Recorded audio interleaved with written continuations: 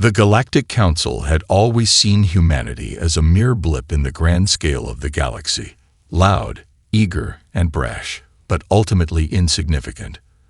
They were young, unpredictable, and full of potential, but their role in the intergalactic community was mostly limited to trade, diplomacy, and a persistent, noisy presence on the fringes of galactic affairs. Their ships constantly patrolled the trade routes, their ambassadors filled the council chambers with passionate arguments, and their presence was always felt, even if it was only in the form of chatter. The galaxy had come to expect the hum of humanity's activities, whether it be in the form of human-run colonies or the flashing lights of their trade vessels darting between worlds. But one day, it all stopped. The first signs of the silence were subtle. A few transmissions failed to reach their intended destinations. Then, a series of ships vanished from the galactic communication network. The interstellar trade routes, once bustling with human traffic, grew eerily quiet. Council members shrugged it off at first, assuming it was just a technical glitch or some unforeseen issue with humanity's communication systems. After all, Earth was a young world, still ironing out the wrinkles in its expansion. But as the days turned into weeks, then into months, and no new messages, ships, or trade agreements came through, something unsettling began to settle over the galaxy. At first, the council debated amongst themselves. Perhaps the humans are just taking a break, having a moment of introspection. Some said, it's just a temporary setback, others assured. But as the months passed, an air of unease began to settle over the council chambers. The silence grew louder, more ominous. There was no distress signal, no sign of an attack or emergency. There was just nothing. Finally, the first official inquiry was made by a delegation of council diplomats. They sent a message to Earth, requesting an explanation for the sudden cessation of all human activity. No response. They tried again, and again. The answer was the same, silence. Still, the council was not fully convinced. Perhaps Earth had suffered a catastrophic event that no one knew about. They dispatched fleets of ships to investigate. But when they arrived at Earth, they found a world in perfect condition, unscathed, untouched, and disturbingly still. There were no signs of war, no traces of natural disasters, no evidence of any event that might explain the disappearance of humanity. It was as though the entire human race had simply vanished. The Council's first instinct was to brush it off as a minor inconvenience. Surely there was an explanation. Maybe the humans had experienced an internal collapse, or perhaps they had retreated from galactic affairs to deal with something on their own. But as weeks turned into months, and no sign of life appeared, the Council could not ignore the growing tension. For the first time in centuries, humanity's loud, ever-present voice was missing. The absence was unnerving. The Council did not understand it. They had long viewed humanity as a species full of potential, but also, like children, prone to outbursts, mistakes, and failures. Humanity was unpredictable, sure, but it was also weak. At least that was the prevailing belief. The Council's leaders couldn't fathom what the humans had done to silence themselves. Could it be that they had been defeated by something far beyond their control?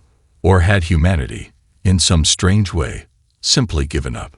There was no way to know, and the silence only deepened the mystery. But one thing became clear. Without humanity's presence, the Council was no longer the uncontested power they once were. The galaxy was quieter, but the quiet had started to feel like something else entirely. Fear. The Galactic Council had never been accustomed to fear. For centuries, their power had been unquestioned. They had forged treaties, settled disputes, and dictated the flow of commerce across the stars with the casual ease of those who had ruled for millennia. The disappearance of humanity, however, had disrupted something deep within the core of the Council. It wasn't just that Earth had gone silent. It was that no one understood why. And for the first time, they found themselves questioning their own dominance. In the weeks that followed, Council members from various species began to speculate on the true nature of humanity's disappearance. Some suspected a catastrophic event, a war with an unknown enemy, a technological failure, or even some catastrophic internal strife. Others whispered that the humans had somehow been wiped out by a force beyond the galaxy's comprehension. Perhaps the human penchant for experimentation with dangerous technologies had finally caught up with them. But there were also darker whispers, more ominous thoughts. Could humanity have left willingly? Was their disappearance part of some greater plan? The Galactic Council had little time to ponder these questions, however, as the ripple effects of humanity's silence began to grow. The once bustling trade routes, which had been heavily influenced by human merchants and ships, became eerily empty. The busy spaceports, filled with the constant hum of human traffic, suddenly stood still. Alien species that had grown accustomed to the profits and advantages of dealing with humanity began to feel the loss. And without the human presence to temper the Council's more aggressive factions, old rivalries began to reemerge.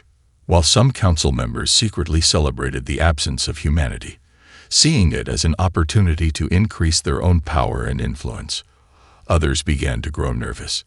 Humanity had been unpredictable, yes, but their absence now created a vacuum. The galaxy had always been in a delicate balance, and that balance had been disturbed. If humanity had truly disappeared, it was only a matter of time before someone, or something, else would take advantage of the situation. A delegation of Council diplomats was dispatched to investigate further. Their mission was simple: find out what had happened to humanity, and if possible, restore communication. They were given free rein to approach Earth, investigate any anomalies, and report back with answers.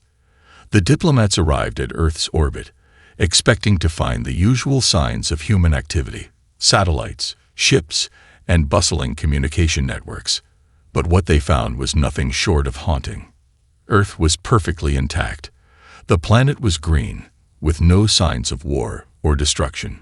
Its cities were quiet, abandoned, but undamaged.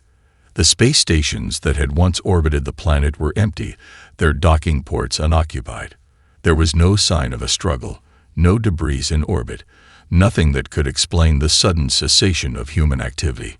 It was as if the entire human race had simply vanished, leaving behind only a haunting silence. The diplomats searched the communication networks for any sign of life.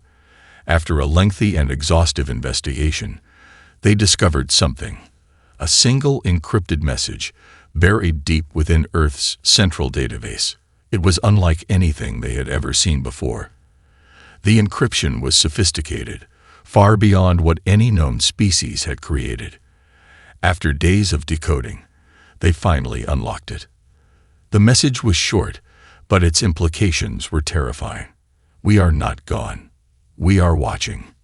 No one spoke as the message echoed in the room. For a moment, it felt like time itself had stopped. The meaning behind those words lingered in the air, an unsettling truth slowly beginning to dawn on the Council. Humanity had not been wiped out. They were still there, somewhere, and they were waiting. The silence had not been a sign of weakness, but of something else, something far more powerful and far more dangerous. The Council had thought humanity was a minor player, something they could easily ignore. Now, they realized how wrong they had been. The encrypted message, "We are not gone. We are watching," echoed in the chambers of the Galactic Council like a distant, haunting bell. It was simple, cryptic, yet somehow profoundly unsettling. No one in the room could deny the sudden weight in the air, the shift in the atmosphere. This wasn't the usual communication from an ally or a foe. It was something different, something more. For the first time, the Council felt vulnerable, and that vulnerability stirred a deep unease. Diplomats and leaders from across the galaxy gathered to discuss the message. While some of the more composed members tried to remain calm, the shock was palpable. The fact that humanity's silence had been a choice, not a consequence of destruction, sent ripples of confusion and fear through the room. How had humanity managed to remain hidden, undetected, for so long? What kind of power did they possess to render themselves, and their entire civilization, invisible? Is it a threat? asked a representative from the Glorthy, a reptilian species known for their cunning and aggression. The Glorthy were the first to voice the question that had now become the source of tension within the room. What does this mean for us? The meeting grew tense. Some of the more conservative members of the council believed the message was a form of warning, a declaration that humanity was no longer willing to play by the old rules. Perhaps, they speculated, humanity had developed technology far beyond what was previously known. Others believed it was a veiled threat, a quiet demonstration of human power, waiting for the right moment to strike. Humanity had always been unpredictable, after all. But to just disappear, and then return with such cryptic words, was unlike anything the galaxy had ever experienced.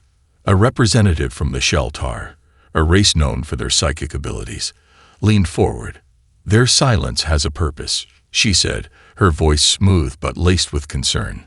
"We must remember, humanity's strength was never in their numbers, nor in their technology alone. Their true power lay in their ability to adapt, to change, to survive. This is not a gesture of weakness, but of preparation. They are preparing for something, or perhaps they are waiting for us to make a move." The council grew quiet, the weight of her words sinking in. The idea of waiting, of humanity choosing this moment to become silent and invisible, suggested that they were more than just a chaotic, loud species. There was a purpose behind their disappearance, one that the council couldn't yet comprehend. Meanwhile, a younger delegate from the Elysian race, a species known for their intelligence and curiosity, spoke up nervously. Could they be watching us? The word hung in the air. If humanity had truly withdrawn from the galactic stage, were they quietly observing, waiting for the perfect moment to reveal their strength? The tension in the room was growing unbearable. If humanity had been silently watching, had they been gathering knowledge and information on every movement the council made? Had they been studying the factions, the politics, the power structures, all while remaining hidden from sight? It was possible. Human ingenuity was unmatched in its ability to adapt, and their drive to explore and conquer had always been a defining trait. The questions piled up, but the answers remained elusive. No one could predict what humanity was planning. The council had assumed that the humans were simply a fledgling species, not yet capable of competing with the great powers of the galaxy. Now it seemed the humans had outgrown that role, and the rest of the galaxy had been blind to it. Then came the unsettling truth. Humanity had been quiet for a reason. They were not gone. They were watching. And as the realization settled in, a sense of dread began to wash over the council. They had taken humanity for granted for far too long, and now they would have to face the consequences of their neglect. Something had changed, and whatever it was going to be far more dangerous than anyone could have ever imagined. The council members exchanged nervous glances. They all knew one thing now: the game had changed. The question was no longer about whether humanity had been silenced. It was about what they would do next, and whether the galaxy was ready for the consequences. Weeks passed after the chilling message from Earth, and the Galactic Council's meetings grew more frequent, more urgent. Every day, the question lingered in the air like a storm cloud. What was humanity doing? What were they planning? The once vibrant trade routes, once filled with the bustling activity of human merchants, now lay dormant. The human colonies, which had once been the beating heart of economic growth and innovation, were eerily quiet. It was as though humanity had simply vanished from the face of the galaxy. But that silence carried weight, an unsettling weight that seemed to signal something greater. The Council had already sent diplomats, fleets, and spies to Earth. Their investigation had yielded little more than the discovery of that cryptic message and a desolate, abandoned planet. But that was all about to change. One day, everything shifted. Without warning, a strange fleet appeared just outside the borders of the galaxy's most heavily patrolled region, a sector known for its dense space traffic. The ships were sleek and silent, darker than anything the Council had ever seen. They moved with purpose, cutting through space with a precision that seemed unnatural. There were no transmissions, no signs of communication, just a ghostly presence on the fringes of the galaxy. The ships were human, but they were unlike anything anyone had ever imagined. There were no usual markings, no recognizable insignia. They were stealthy, silent, and deeply unsettling. And they weren't alone. A massive fleet, consisting of dozens of these ships, appeared in the void, moving together in perfect formation. The ships were unlike the human vessels that had once patrolled the trade routes. They were something new, something born from the silence. The Council, once confident in their military might, now found themselves on edge. A high-ranking warlord from the Grell Cache, a species notorious for their ruthlessness, scoffed at first. "It's a fluke," he said, waving his hand dismissively. "Some rogue fleet, nothing to fear." But the other members of the Council were not so sure. The ships moved with eerie precision, and they weren't engaging in the usual power posturing or aggressive displays of force that were typical of galactic factions. They were silent. Then the message came. A single transmission was sent from the lead ship in the fleet, a pristine craft that seemed almost organic in its design. The transmission appeared on every communication screen in the Council's chambers. The voice was calm, steady, and unmistakably human, yet there was an undeniable power behind the words that made them all stop in their tracks. "We are back," the voice said, its tone a mix of calm certainty and cold detachment. "And now, the galaxy will change." The transmission ended as abruptly as it began, and the screen flickered to black. There were no demands, no threats, no aggressive declarations. The humans were simply stating a fact, one that sent a ripple of unease through the Council. These ships were not here to negotiate. They weren't here to warn. They were here to change something. And that change could reshape the entire galaxy. The Council was left in stunned silence. The Elysians, always analytical and composed, were the first to react. "This is not an invasion," one of their diplomats said, speaking slowly as if processing the implications. "They are not attacking. They are observing." The Glorthy representative scowled. "No, this is not observation. This is dominance.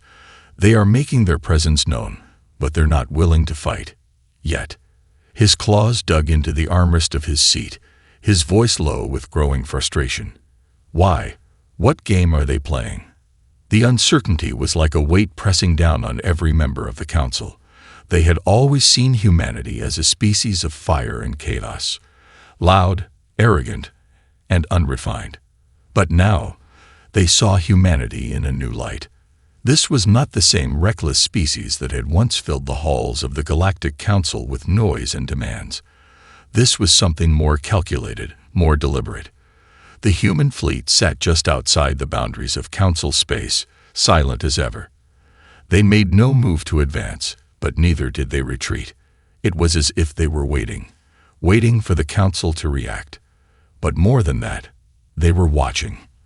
And for the first time, the Council realized that this was no longer just a matter of diplomacy or power. Humanity's silence had become a weapon. The question was, what would the humans do with it? The silence that had once been unsettling had now become something else entirely, something far more dangerous. The human fleet, now firmly positioned just outside the borders of the Council's domain, had not budged. Days passed, and still, no aggressive actions were taken. No demands were made. They simply remained there, watching, waiting. The Council was now faced with an uncomfortable truth.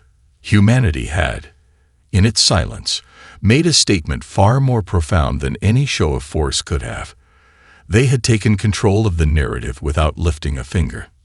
Within the Council chambers, tensions were rising. While the more conservative factions argued that this was an opportunity to show strength, to reassert their dominance over a species they had long considered unthreatening, others voiced growing concern.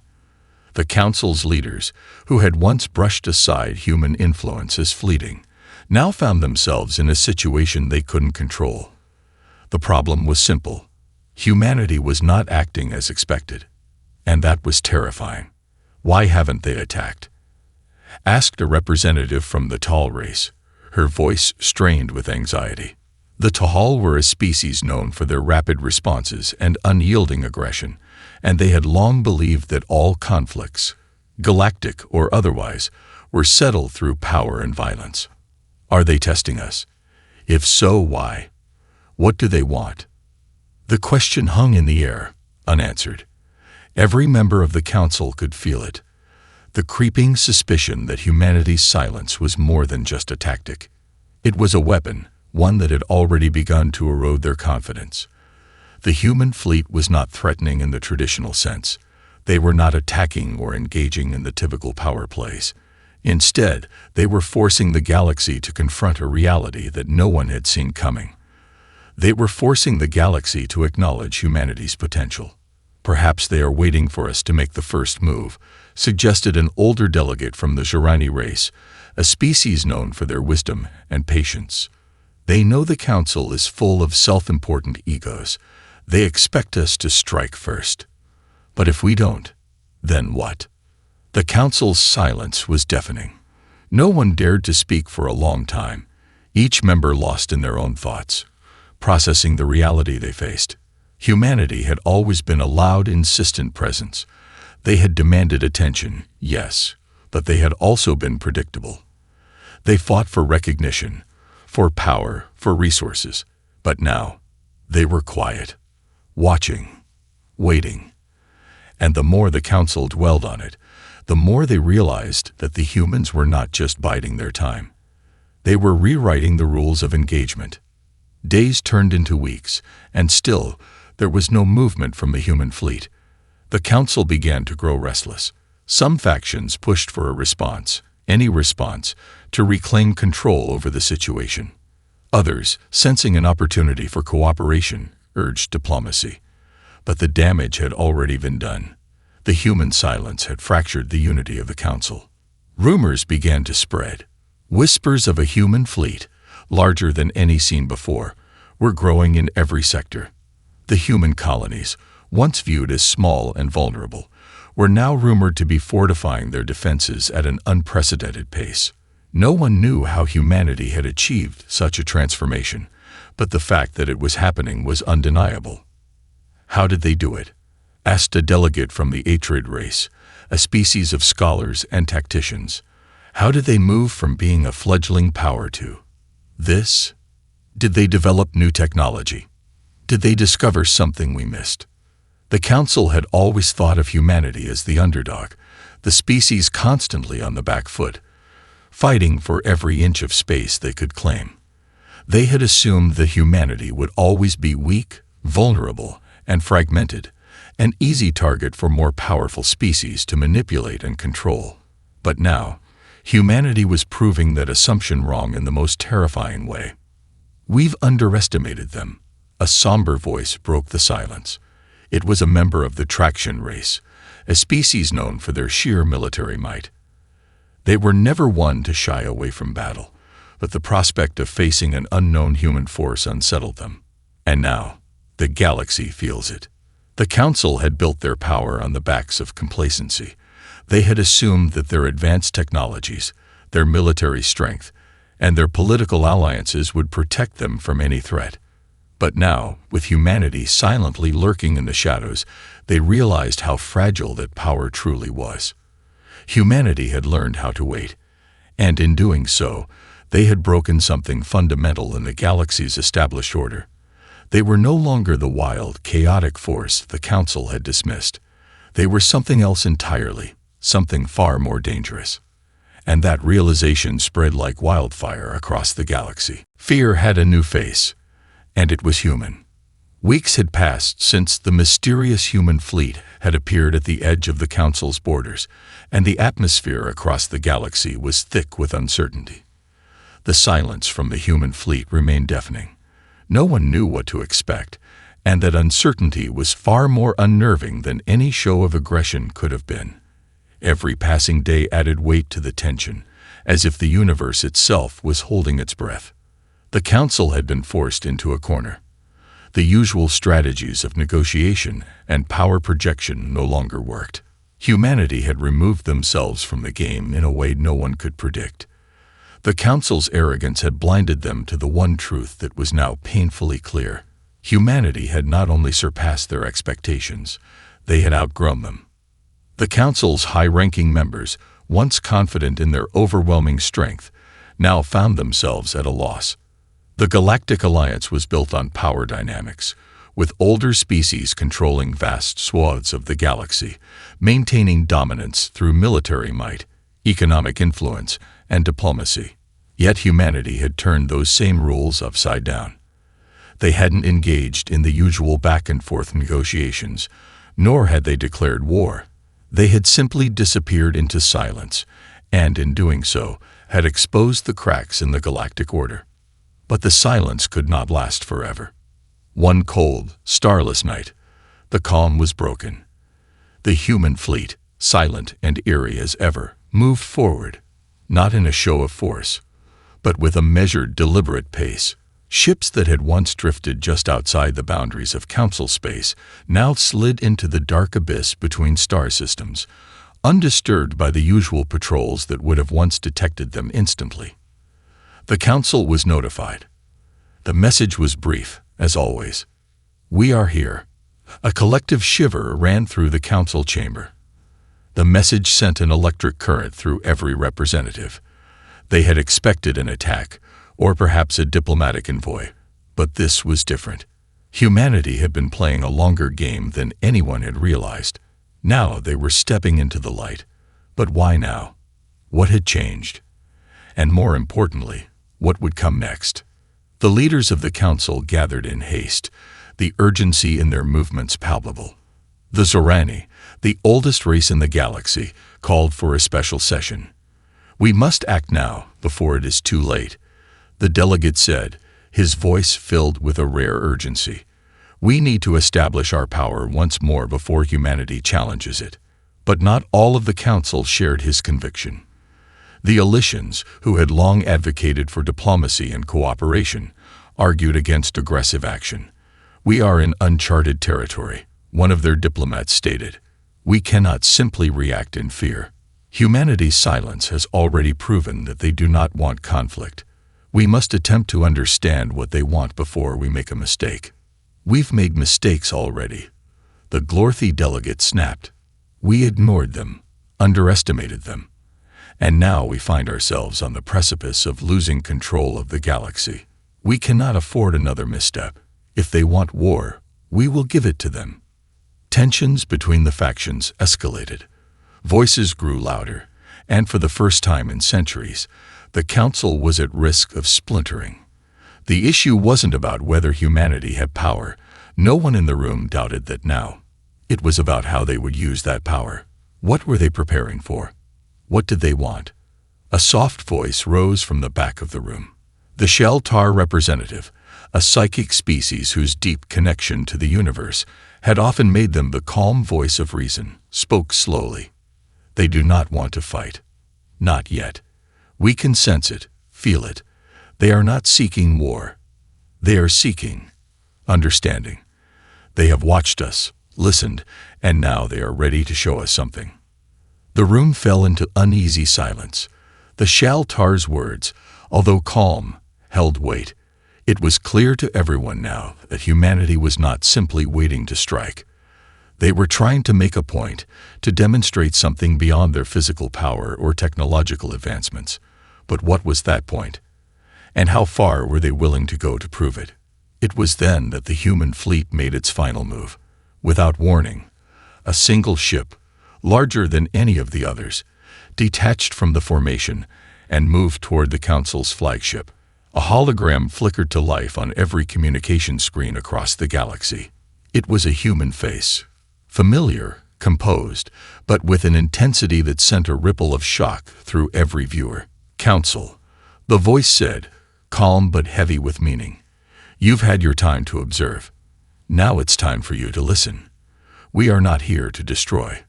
We are here to lead." The implications of those words hung in the air like a weight. Humanity was no longer the scrappy, unpredictable race it had once been. They were stepping into a new role, one that no one had seen coming. And in that moment, the galaxy realized something far more profound. Humanity had not just been watching them. They had been waiting for the right moment to rise.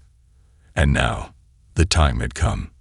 The words echoed across the galaxy, reverberating in the minds of every species in the Galactic Council.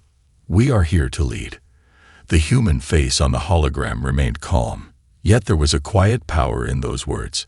A promise, a declaration. A line had been drawn in the stars, and humanity had stepped across it. The Council was in turmoil.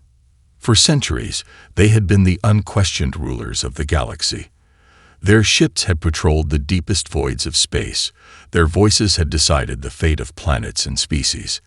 Now, humanity, the species they had so long considered a nuisance, was challenging that long-held order.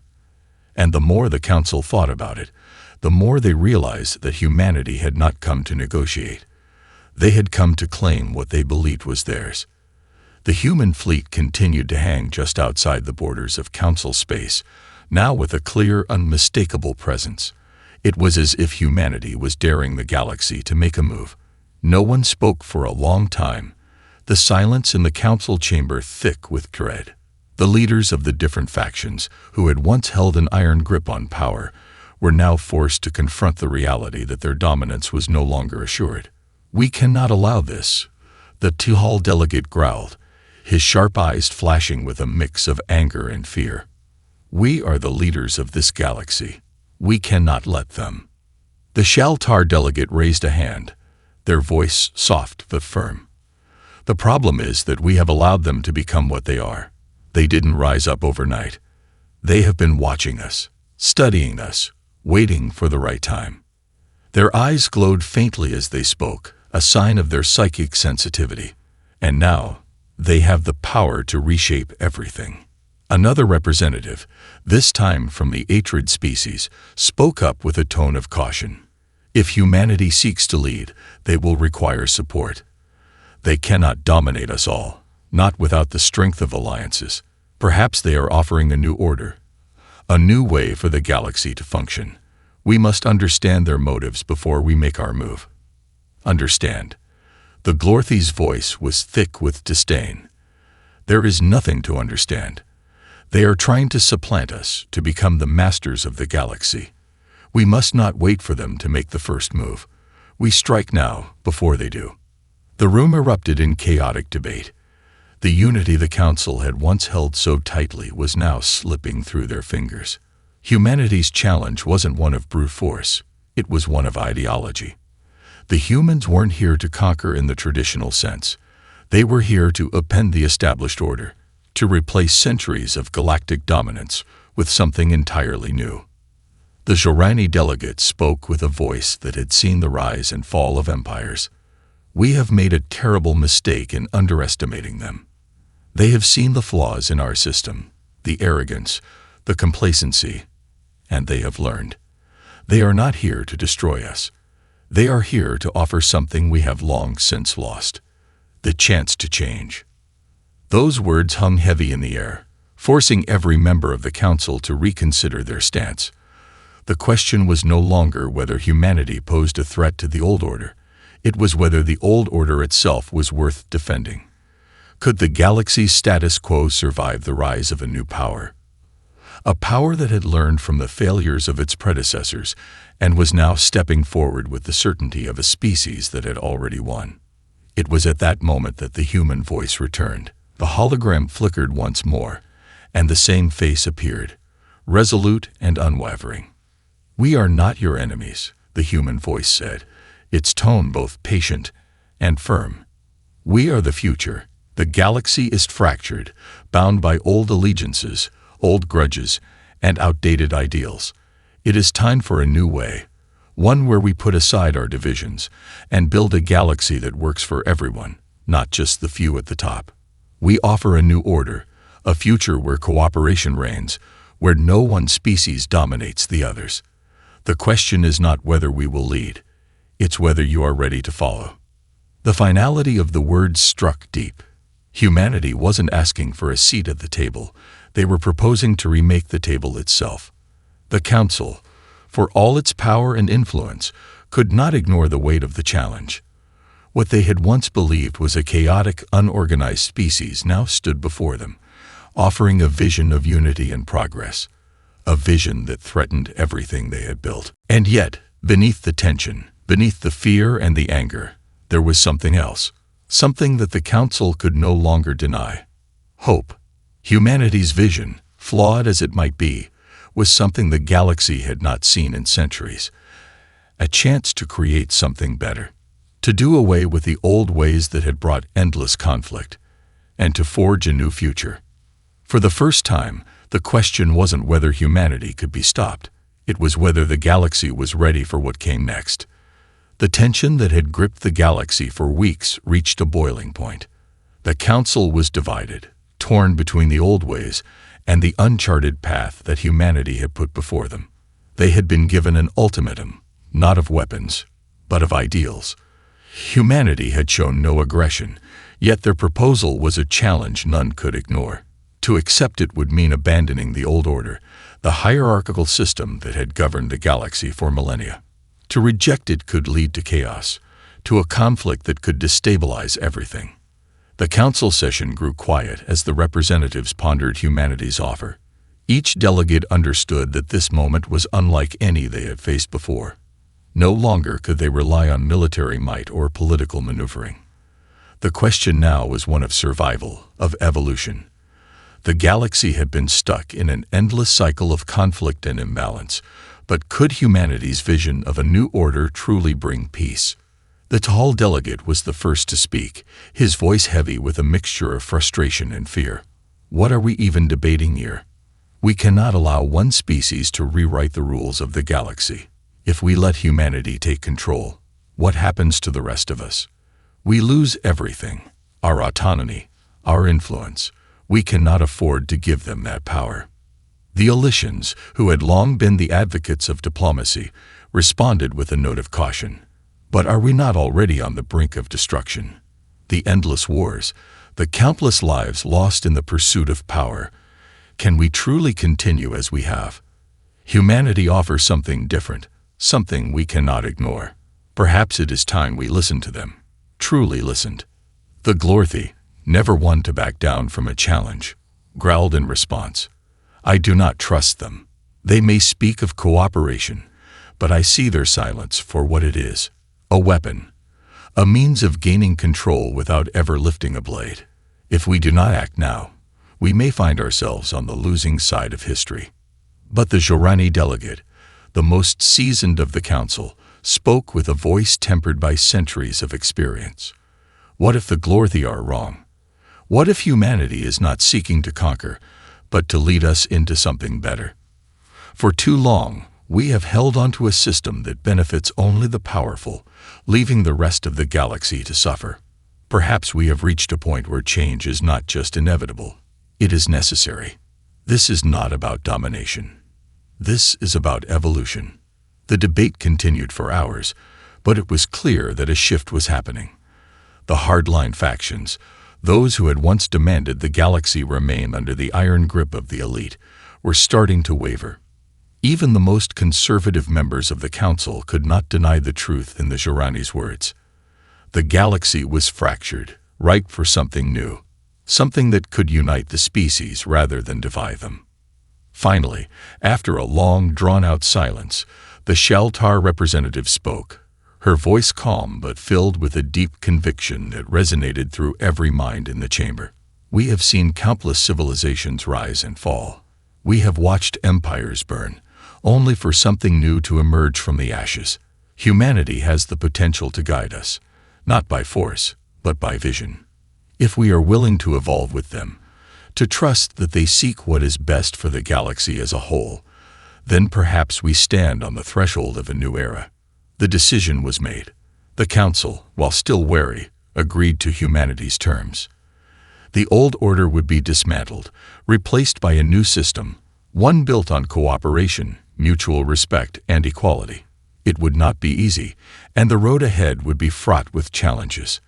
But the galaxy had reached a tipping point, and it had become clear that the only way forward was together. Humanity had not come to conquer. They had come to guide. They had learned from the past mistakes of others, and had crafted a vision for the future, one where power was shared, not hoarded. They had offered the galaxy a choice: adapt or perish. And so, the new dawn of the galaxy began. It would not be without struggle, but for the first time in eons, the possibility of peace seemed real. As humanity's fleet slowly withdrew to allow the first steps of this new era to take root, there was a collective sense of anticipation. The universe had been irrevocably changed, but the path forward was one of hope, an uncertain, fragile hope, but hope nonetheless. The galaxy had been silent for far too long. Now, it was time for all its voices to unite.